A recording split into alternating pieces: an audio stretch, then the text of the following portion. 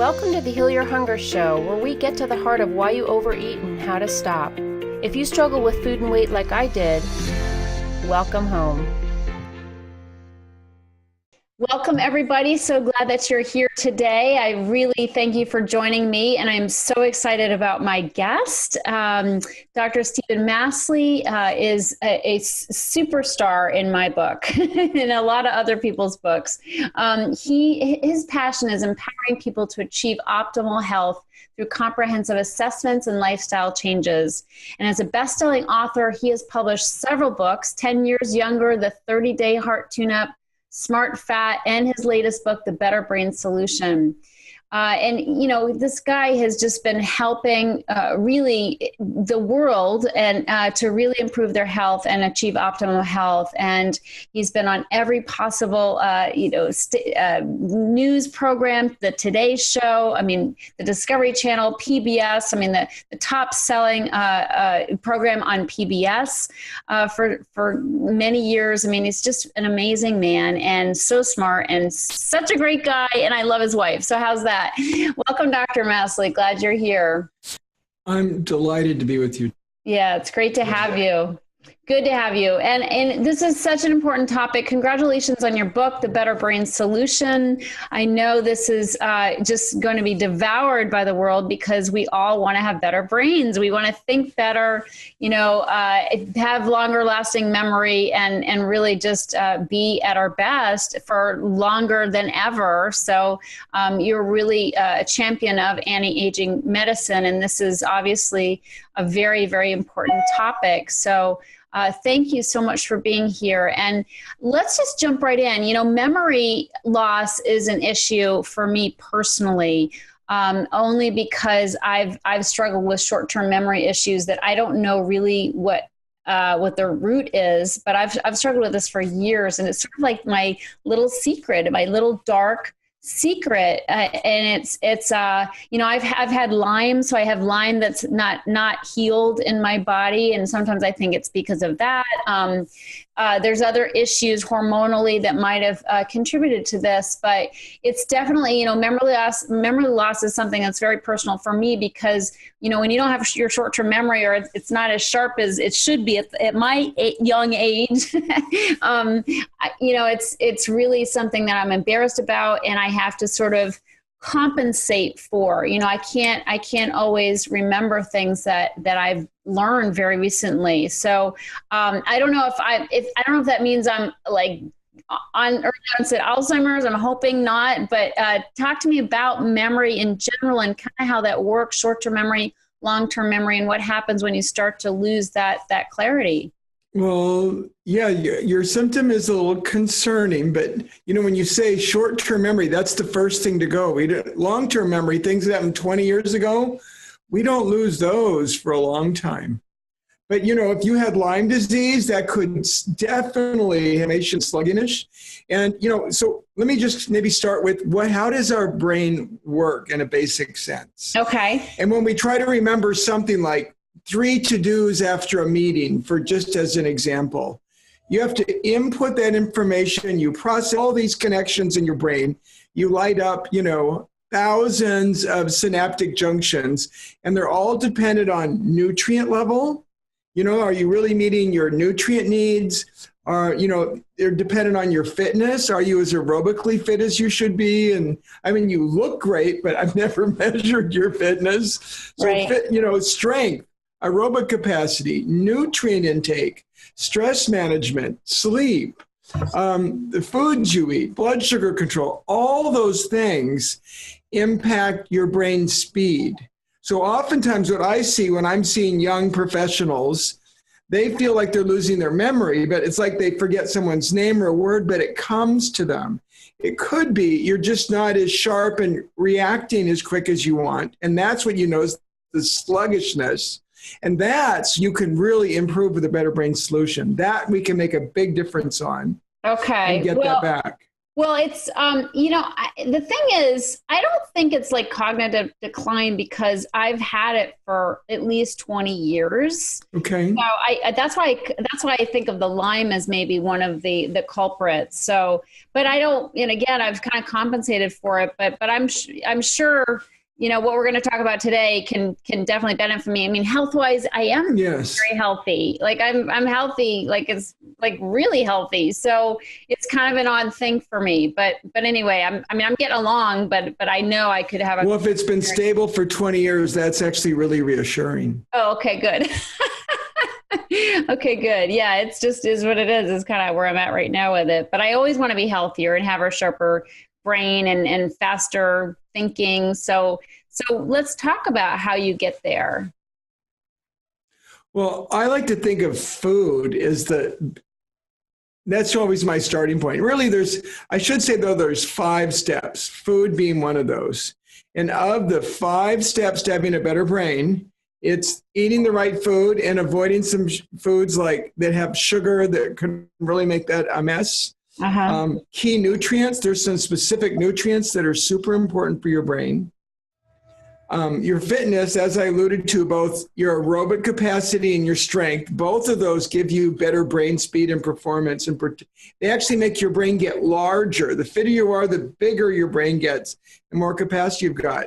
Stress management, like sleep, meditation, heart math time. And then there's some toxins out there that are really harmful that we really want to make sure we avoid. So those are the 5 steps. And if you do one of them, you might get a little bit of benefit. But when you put them together, we see this huge, big jump. So when we've done studies, we've noticed that we improved people's executive brain function, complex brain processing, 25 to 30%. It's like you actually give them a faster computer to work on.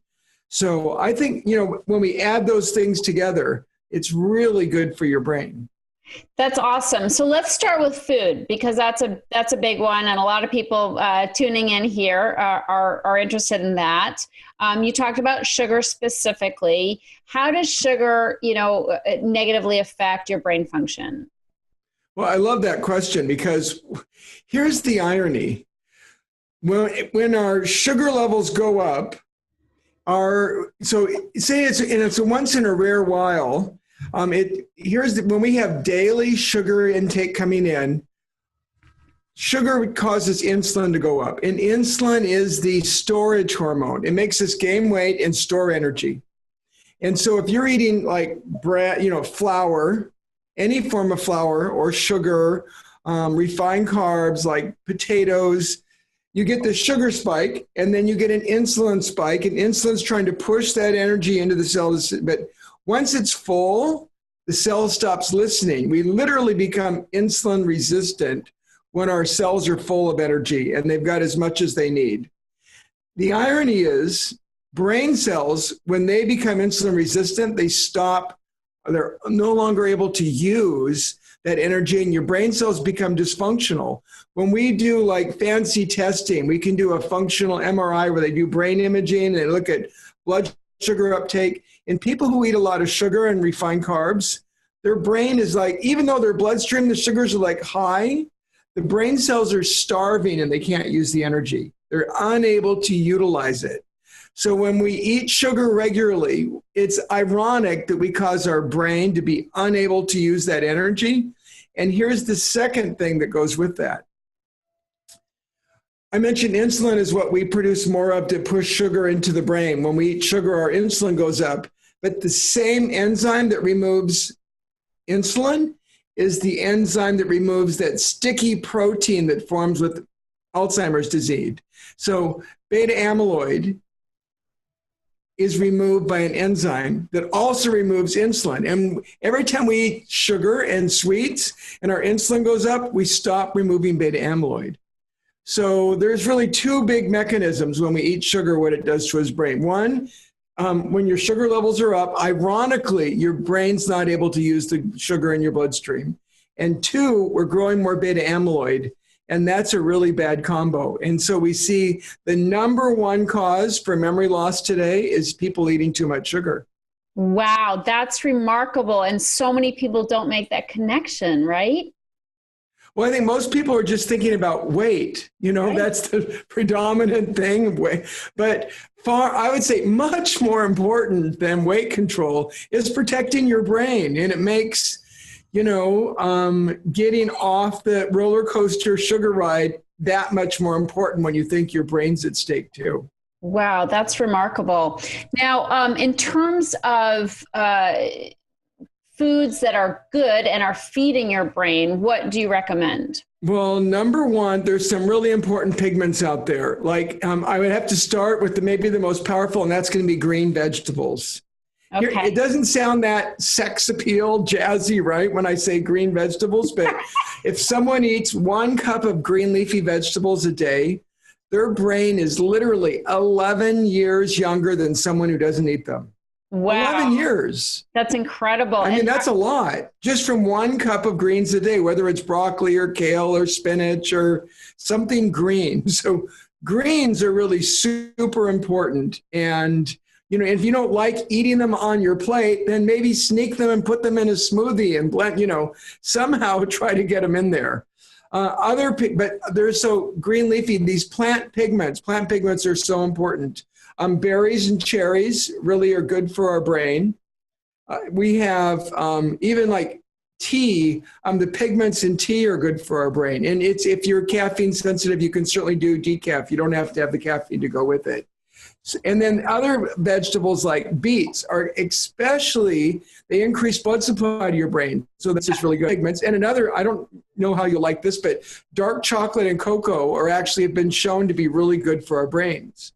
So cocoa, green leafies, other colorful vegetables, those are really important pigments we want to add. The other category is smart fats. It's not about a low-fat diet. Your brain's mostly fat by weight. So things like wild salmon, olive oil, nuts. There's actually good studies showing people who eat more nuts and more olive oil have less cognitive decline and they have better brains. Their brains are actually sharper. We nourish them. So those are like foods I want people to add on a regular basis to nourish their brain and to give us what we need. What about extra virgin coconut oil? Is there such a thing as extra virgin coconut oil? There is. Well, there's yes. What we want is you don't want refined processed oil. Right. So when you say virgin, I'm implying that to be coconut oil would be one of those. But we don't, remember, there's been this myth for a while that we can cook with coconut oil. And I think now we realize the smoke point's only 350 degrees. So if you're using coconut oil, we shouldn't be heating it more than like medium-low heat temperature. Right. And if you're going to do that, then I would say that's an awesome fat for your brain. I completely agree with you. Yeah, no, I have this, Green Pastures makes a combination fish oil, krill oil, and coconut oil. It's all raw, I think. So I use a lot of that, just raw. And I think that's good. I actually, since talking to your wife a couple weeks ago, we talked about, I'm going to introduce another topic here, which is I did a 23andMe study and I got that marker, I can't remember what it's called, but that marker for late stage Alzheimer's. I had that. Yeah, I have that. And she said she does too. And she told me I need to eat a lot more fish oil than your average person. Well, that's a really good point because people who have the ApoE4 genotype, that's 20% of the population. And so now there's at least 2 dear women that I know of with it, you and my wife. So what things would you maybe do differently because of that genotype? So one, you probably fight off infections better than other people. I mean, people with the ApoE4 have a really good immune system and they tend to be more inflamed. And because they're more inflamed, their brain would benefit by more anti-inflammatory. So that means more fish oil and even curcumin, like that curry spice. The extract in curry spice is really good. But you mentioned about more fish oil, and you're right, because people who have the ApoE4 benefit more from fish oil than average person. So you get more benefit from taking it than I do. But for some reason, people with the ApoE4 don't get it into their brain as well. They don't transport it. So really, you would need a double dose, like 2,000 milligrams of EPA DHA a day instead of the normal recommendation, which is 1,000 milligrams of EPA and DHA. If you wanted to get that extra dose, so an everyday person should be either getting their 1,000 milligrams of EPA and DHA or eating like wild salmon, 2.5 servings per week. Okay. You would need double. So you're either looking at 2,000 in a supplement, EPA and DHA, or 5 servings of wild salmon a week. And some people would be happy to do that. And others would be like, are you kidding? I can't eat that much salmon. Yeah, no, I like supplementing, especially because I'm worried about the heavy metals. You know, even though I'm eating wild caught salmon, there's still metal issues, right? Well, especially when you get up to that quantity. Yeah. So yeah, you might be better off eating some wild salmon, but making sure that most of it's coming from a supplement. Yeah. I agree with you. I think that's pretty smart. Okay, so regarding exercise, you mentioned the cardiovascular. Like I get good exercise, but not as much cardiovascular as I should. Like I walk, I love to walk, but I think I should do a little bit more heart heavy type exercise or heart exercising exercise. Well, you're bringing up a really important point that in our database from our clinic, when we've looked at thousands of people and what predicts their cognitive performance, and we've published this, it's not how many minutes you work out. It's how aerobically fit you are that really matters. So you want to be like adding some interval training where it's really intense for a minute at a time. You know, like if you were to do an interval session, you might go super hard and huff and puff for a minute and then take it easy for a minute and then huff and puff, and going back and forth like that, hard, easy, really builds your fitness, and it's super good for your brain. That's so fascinating. Well, that's good to know. I mean, I have one more reason. I mean, I already have enough reason to do it, but that's one more reason. It's good for your heart, and It's really good for your brain to include some interval training. Okay, that's interesting. So let's talk about sleep. So that's always an issue for like everybody in our culture. How does that it's how much and it's the quality. It's both, right? So just lying in bed longer isn't the answer. It's actually getting a good night's sleep that's so important for brain function. And is that because it's restoring our brain? I mean, what is it actually doing, that sleep? I think it does restore. And a lot of the repair mechanisms occur when we're asleep. I mean, we make, hormones like testosterone, which gives us for men and women when we're asleep. And beta amyloid, I mentioned before, that protein that's associated with Alzheimer's disease, we tend to remove beta amyloid when we're asleep. So if you're up 24/7, you don't actually break down and remove the beta amyloid that might be forming on your brain as well. So sleep helps us repair, to rebuild, to recharge, and for your brain, it's just essential. I think a lot of people know when they stay up all night, they're not sharp the next day. Right. I think the long term is that you could shrink your brain. And when if you don't get enough sleep, it tends to physiologically stress us out. Our cortisol goes up, and high cortisol levels are associated with brain shrinkage. I don't want people's brains shrinking. I'd like them bigger and growing. It's one of those things we need to prevent our brains from shrinking. Right. That's amazing. So, expansive brain, that's what we need to think about as we're falling asleep. So how can you prevent memory loss? Well, it starts with, how do you make your brain better starting today?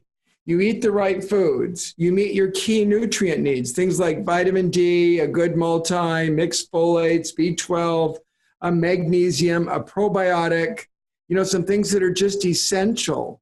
That, we get physically active, we really get up and get, fit, that we do manage our stress. We have meditation. We should schedule proactively. Meditation time, good sleep, a good workout. When you do those things, that really helps, get the stress out of our lives.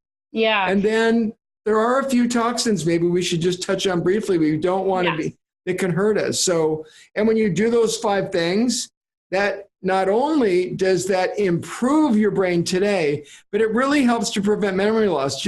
Just by controlling blood sugar, we can prevent 60% in memory loss by getting out of this, sugar craze that so many people have fallen into today. So good blood sugar control, 60%. I think if we did all those 5 steps I was talking about, that would help prevent up to 80, 90% of all memory loss.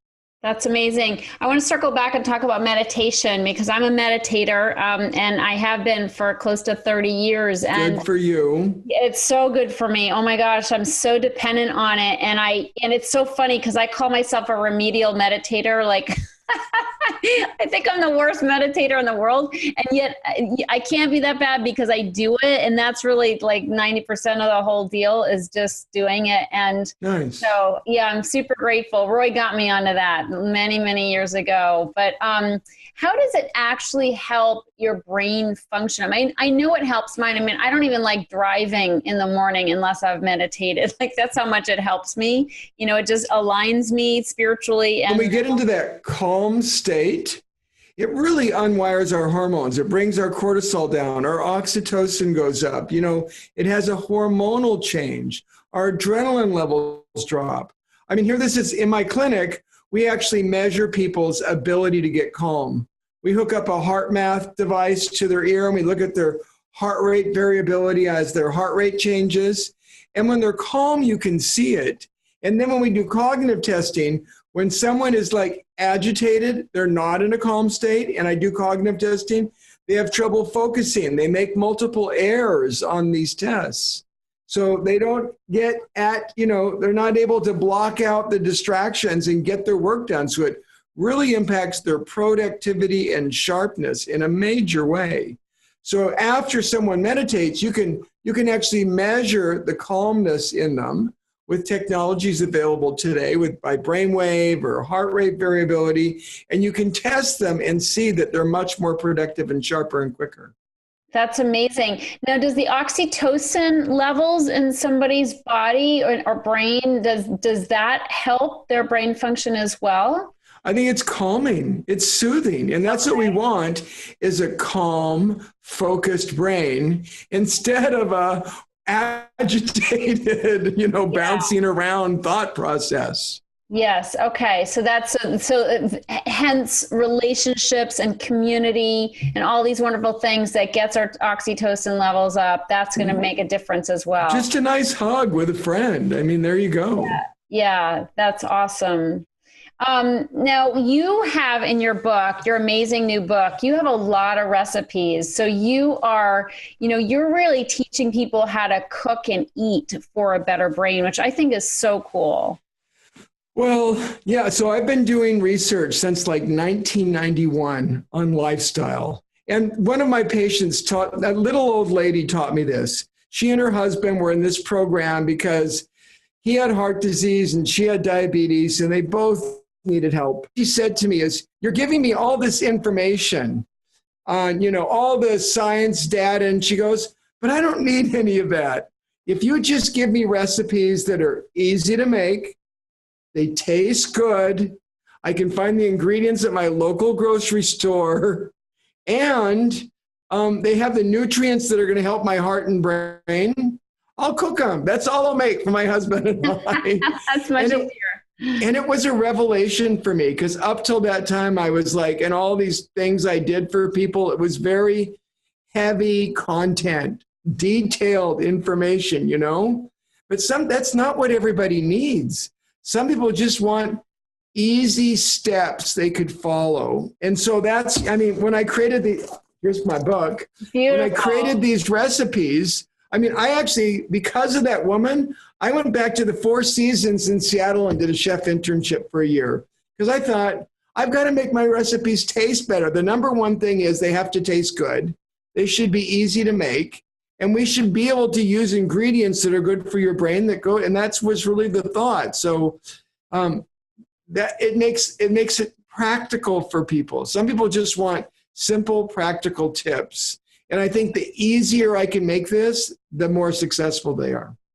Amen. So are cooked vegetables as powerful, or does it depend then as raw, or are they less powerful in terms of the nutrient content and the brain benefit, or does it depend on the vegetable? I'm always wondering. It kind of depends. I mean, you probably know that like lycopene in a tomato, the longer you cook the tomato, the lycopene, the cell walls break down and you absorb more lycopene. So like you get more lycopene, which is a great pigment for your brain and your arteries and all that, from tomato sauce than you do from a raw tomato.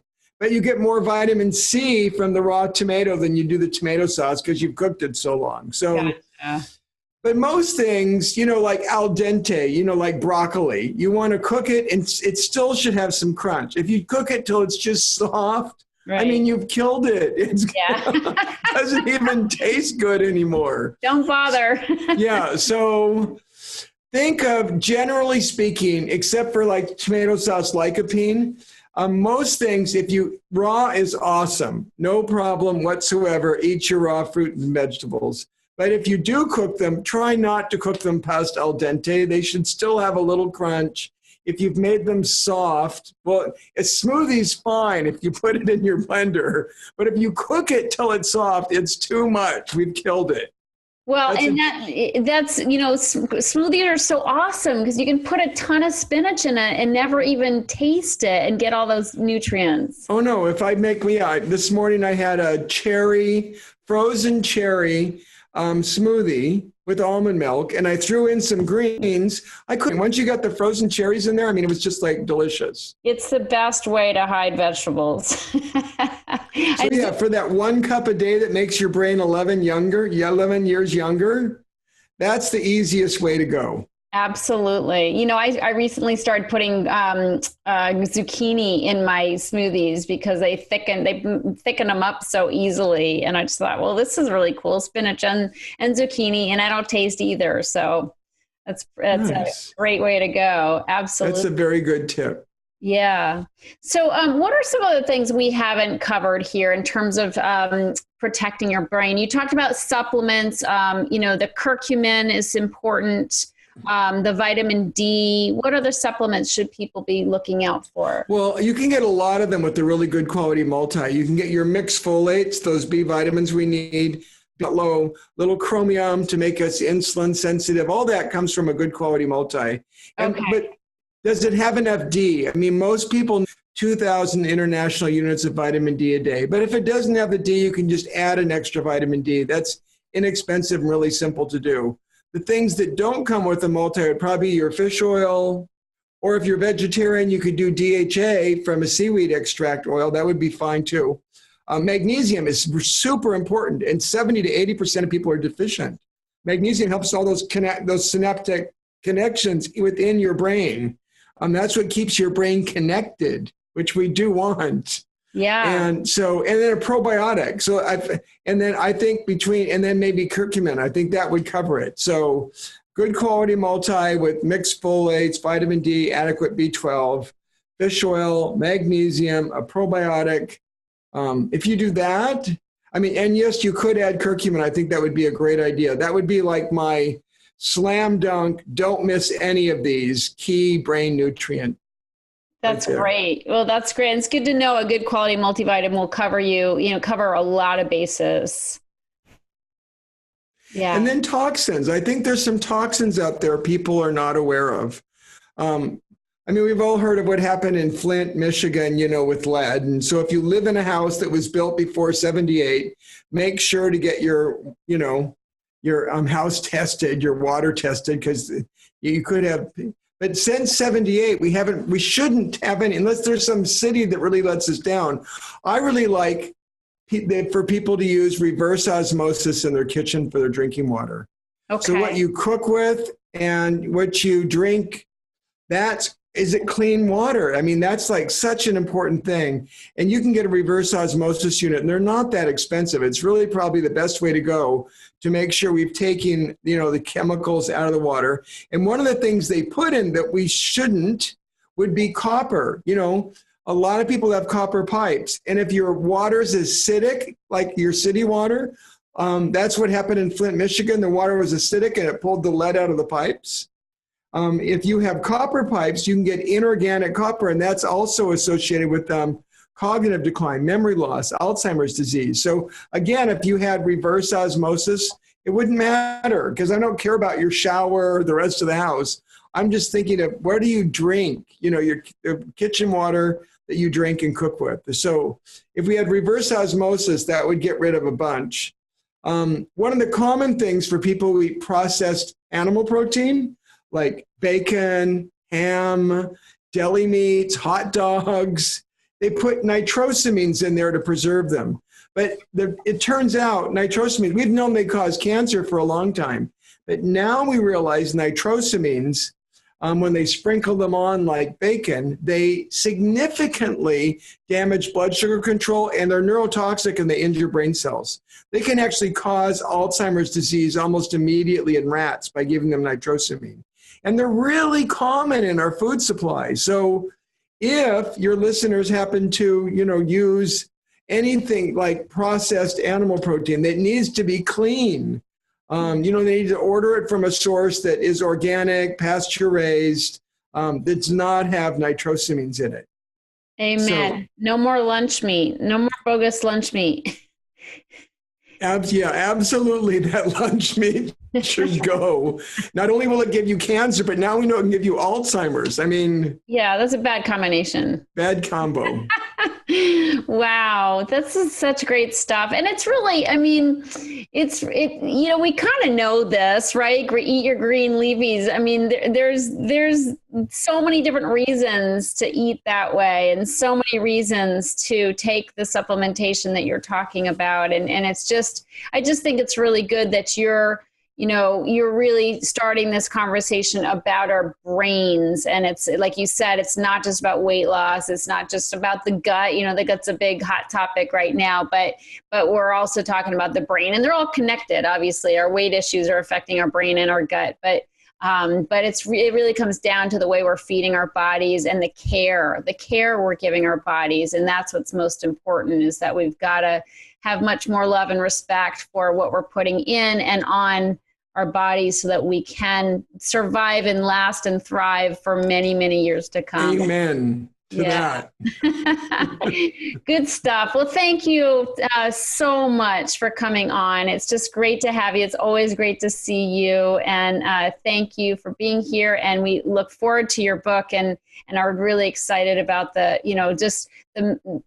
far reach that your book is really going to have on the world. So thank you.